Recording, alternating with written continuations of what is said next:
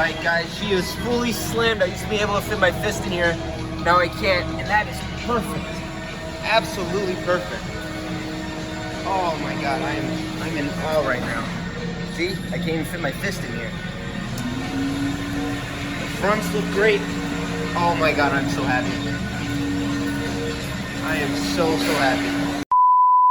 Hello everyone, I hope you guys are having a fantastic day. I am too, thank you for asking. And before this video starts, I'd like to say a few things. For starters, this was taken October 19th of 2019, so this was taken about a couple of months ago, and I never had the chance to post it until now.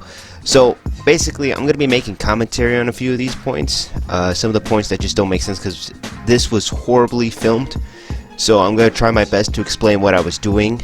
Hopefully you guys can understand and try to keep up, because this was, like I said, this was extremely badly filmed. You're going to see that one part was filmed in my camcorder and one part was filmed on my phone, so you can basically tell the difference in quality, which is why I'm going to start filming with my phone, because my phone has better quality, and I'm just going to use my camcorder for my gaming videos. So if you guys have any feedback for how this video goes, please let me know down in the comments below. You guys did fantastic in the last video, so I truly appreciate it, and I hope you guys enjoyed the video. Peace. Alright, so here we are. We're in my my shop, or my job shop, and a very good friend of mine let me use this rack, so special thanks to Lewis. If you're watching this, you're amazing. What I plan to do today is to replace the front end suspension of my car, meaning I'm going to do lower ball joints, upper control arm, sway bar links, and the coilover suspension. So I am unboxing my coilovers, and as you can see, these are function and form coilovers. I got this from Fitment Industries. I'll leave a link down in the description below for you guys to see. And as you can see here, I made sure I got the right fitment. It says Honda Prelude Type 1. I put my vehicle's information, and this is one of the options that it gave me for coilovers. So the best thing about these is that these are powder coated, meaning that they are rust proof and they basically resistant to corrode. So that's a plus. Another plus is that, you know, coilovers are adjustable, so I can adjust it to I can adjust the car's height to whatever I want it to, as long as it fits the limitations of these. And basically, my plan is to try doing this. Like I said, my goal is for you guys to learn how to do this for your own cars, because basically, I'm new just like you guys. I am doing this for the first time, and I'm learning with you guys. So if you guys aren't learning, then I'm probably not learning either. So don't feel bad, because I'm not very good with learning. I have ADHD, so hopefully everything goes peachy. I'm going to try unboxing this, and yeah. So these are what the coilovers are actually going to look like. They're definitely powder coated, like I said earlier, meaning that they're rust preventative. And pretty much what I'm saying in this video is that the ones that don't have the fork are the ones that go in the front. The ones that have the forks in the bottom, those go in the rear. So let me just show you a picture right here. So the ones that are circled, those are the ones that go in the rear, and the ones that are not, that don't have that actually supposed to go on their own fork, those go in the front. So what I regret doing is not filming the part where I took off the caliper and the brake rotor, but as you can see here, that's what we did in order to get started on this project. And pretty much this project was a pain in the ass, not only because it was something I never did before, but it was because this car is actually somewhat rusty in the suspension parts. All the parts that was on it was bone stock. And this is a 20-year-old car, so obviously some of the pieces on it is going to be rusty, especially the suspension components. So here's a clip of me trying to sand down the lower control arm bolt that connects to the steering knuckle, and as you can see, I'm just trying to sand it with a rider brush, trying to get all the excess rust off. What you can basically do is you can torch the bolt, like in this video right here. Torching the bolt actually makes the metal expand, and when the metal expands, you can pretty much get an impact or a big breaker bar, and it will loosen more easier. Now what you want to be careful, because you don't want to heat it up too hot to the point where it starts to melt, or, well, that's an extreme case, but you don't want to do it too hot, and you don't want to do it on a component that doesn't want to get heated. So just be careful out there when you're doing this.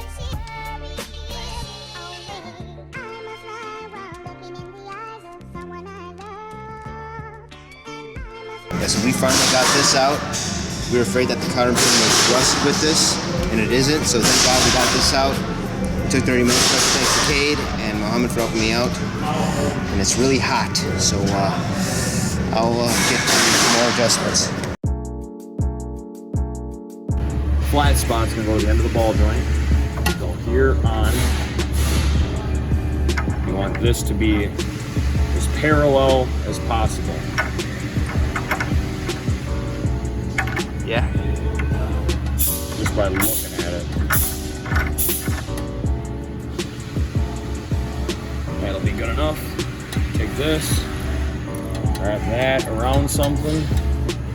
In this case, it'd be the tie rod. And Lock that into place. Might want to watch out. Sometimes just like to fling back. alright. Ratchet on here. And so this ball joint comes out and you tighten.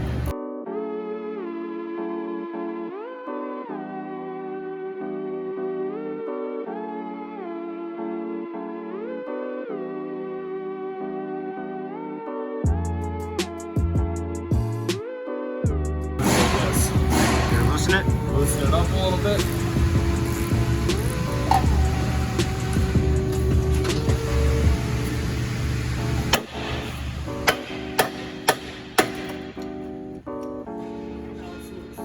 Nice. So wait, did you hit the control one? Yeah, I did what Cade told me to do, and this thing popped like a motherfucker. Jesus Christ, look at that. It already come out. Cause I already got the lower ball joints done. So now all I gotta do is check about the linings, see if I don't damage anything, try to replace some upper control arm and get these struts out. So everything's going good so far. I'm still nervous. We got the ball joint out, it just like I said popped out. We got the fork out, and now we have the axle out. And right now he's gonna pry. What are you prying? axle. He's gonna pry the. Wait, we're taking the axle completely off? Yeah, just. Okay, so we're taking like that. but I don't think this pry bar is spinning up. Okay, so we're gonna try taking the whole axle out. So I'm gonna answer this question before I see it in the comment section, and people complain that we don't know how to work on cars. The only reason we're taking out the CV shaft is to make it easier for us to actually install the coilover. If we didn't, it'd be a lot harder.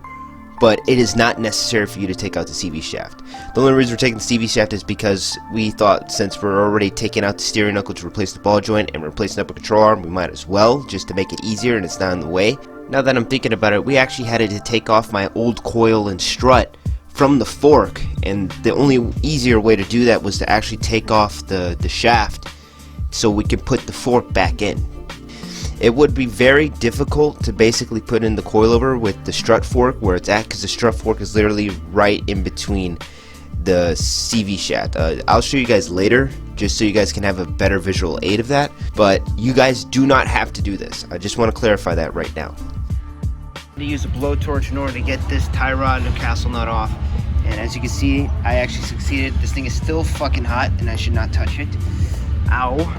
But so far everything's going good. I already got that out, so all I gotta do is just get this and tighten it to get the tie rod ball joint out, and it should be good. So far this is coming along great. It's 12 o'clock, we got a couple more hours to go. Alright, just setting up the knuckle, the vise. Huh? Because then over time, after we're done with this, bend that heat shield, whatever that was, bend that heat shield back just a little bit so we can get a ball joint press in here.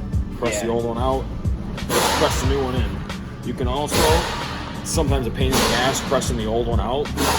Another thing we could do is just take a fucking air hammer. Since we're not reusing the ball joint, put a fucking air hammer right at the end. Pop, pop, pop, pop, pop, pop, pop, pop, and knock it right out.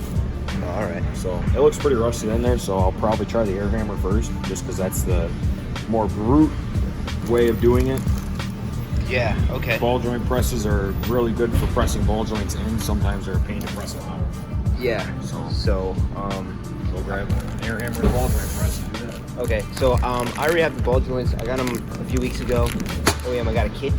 So with this kit, it actually came with some axle nuts, and it came with cotter pins, which is kind of ironic how it came with cotter pins, because even though it came with cotter pins, we didn't have any castle nuts. So this is all we have right here. Oops, sorry.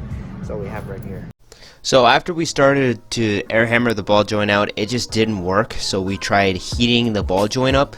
You want to be very careful when doing this because you don't want to accidentally heat up the hub or the wheel bearing, because once you damage that, that's going to cost more out of your pocket. So when you're doing something like this, what me and Cade are doing, you just want to be very wary and very cautious. Well, as you can see here, I'm just trying to expand the metal around the ball joint so we can just press it out, since we're not reusing the ball joint. The ball joint's bad anyway. I apologize for filming this clip in such a weird way. I did it on my iPhone and I did it upwards instead of tilting the phone diagonally.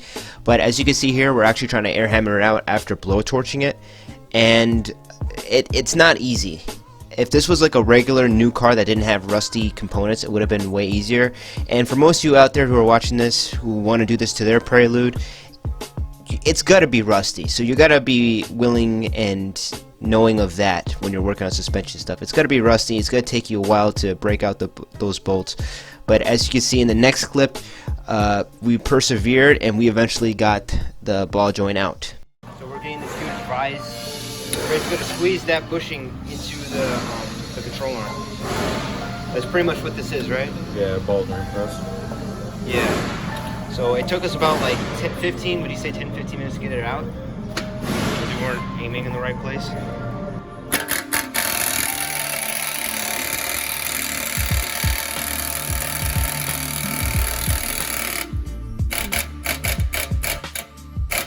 Ball joint's in, nice and tight. Nice and perfect.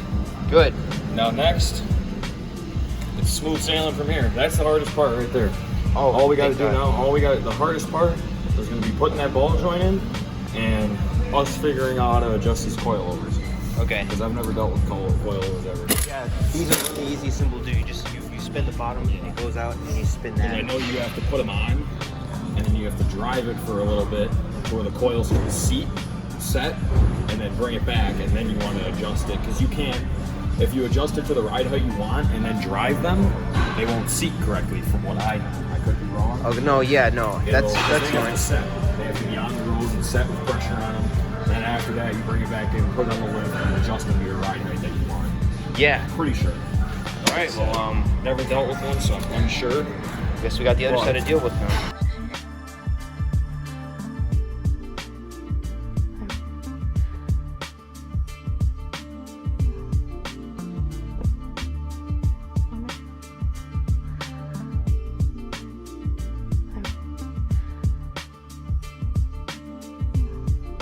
So what we're doing right over here is we have a jack stand lifting a lower control arm into a strut fork hole so we can get the bolt in. It's very difficult to try doing this on your own. I suggest getting a jack stand onto a lower control arm and actually trying to lift the lower control arm into the guide pin, the guide hole for the strut fork, because if you try doing this by yourself, it's gonna be very difficult. So I recommend just getting a jack stand and lifting up the lower control arm. You want to explain, Cade, what happened with the boot? Usually, sometimes when you pull the axles out a little bit too much, there's ball rollers that sit inside of here, kind of like a U-joint, and they got passageways, I would say, that run across the centerpiece here. Yeah. And it pulled out and wouldn't go back in, so we had to pull the top of the big clip off the back, pull the axle out, pull the boot back, and then reposition those different rollers inside, because there's squared and head rollers that you have to line up absolutely perfectly. So, you guys might be wondering, is it done yet? Is it done? Lo and behold, it is done. We have not done the rears yet. The rears have to be desired. I still have the coilovers for the rears, but honestly, as you can see here, oh my god, look at the front. The front's slammed. Jesus Christ. I hope I can drive that. If I can, oh my god. I guess we're gonna have to wrap it up Monday. As soon as I left the dealership, I already knew something was wrong with the car. The front sat lower than it should, so I was immediately hitting things, and something was very wrong with the brakes. When I would stop, the steering wheel would shake, or when I would go, let's say 40 miles an hour, the steering wheel would shake up a little bit from side to side, and that was not good. So when I took it back on Monday, I discovered that I made an extremely small mistake. Now, as you can see in the photo above, those two holes that I've circled are the holes the screws are supposed to be put in. Now, you got to put the rotor in a certain way in the hub so that those holes would line up to the thread holes. And apparently I didn't put them in right, and I put the screw in two different holes that are not supposed to be in. So it was a small mistake. I didn't make any extreme damage, and once I fixed that problem on the driver's side of the car, the problem disappeared. So obviously I messed up and I just put the screws in the wrong place. So now I know that for the future to not do that. So unfortunately, that's all that I have for today. I don't have any footage of me removing and working on the rear suspension. Pretty much I gave up at that point filming, and honestly I kind of regret giving up. I really wish I would have filmed it so I can explain it more, but I feel like I've gone on long enough with the video as it is. If you guys have any questions, please let me know down in the comments below. I'm definitely going to leave links down in the description to Fitment Industries, to other videos that can help you out, how to basically set the preload on the coilovers or how to adjust the height. I will also make a video on that soon. I will also put down in the link in the description a video on how to remove the rear suspension system, the rear shocks. It's really easy, way easier than doing the front suspension, since we had the ball joints, the upper control arm, and the coilover. In the rear, it's just the coilover. You're not really messing with that much. Well, thank you guys for watching. Please let me know in the comments below what you guys think of this video. The feedback really does help me improve. All I want to do is improve, and I'll see you guys in the next one. Peace.